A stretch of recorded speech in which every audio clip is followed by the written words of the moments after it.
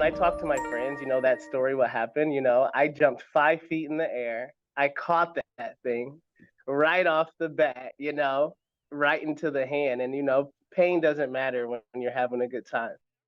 That's a good way to think about it. This story is definitely going to make you smile. So a local man shows his 7-year-old daughter the value of sacrifice with a good sense of humor at a recent Mud Hens game. Christopher Brown caught a ball in the stands in midair, like he said, with no glove, barehanded. He was trying to impress his daughter, who he says had been telling him to get out of the way.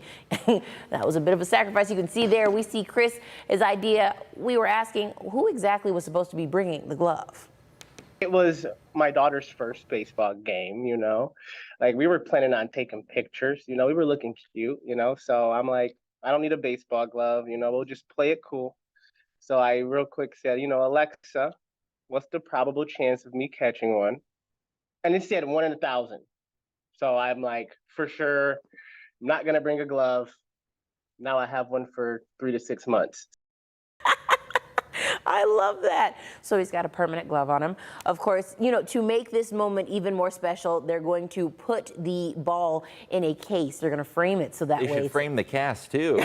You know what, Chris? Yeah, keep both of them. But I think that's a cool story at least. Definitely. And then the things you do for your kids, I was just thinking about that, a mother and a father's love. She said, yeah, and then the chances. You ask Alexa, she tells you the truth. So why would I bring If it can go wrong, it will go wrong. But I'm really glad that he got to catch the ball. His daughter's always going to remember that for sure.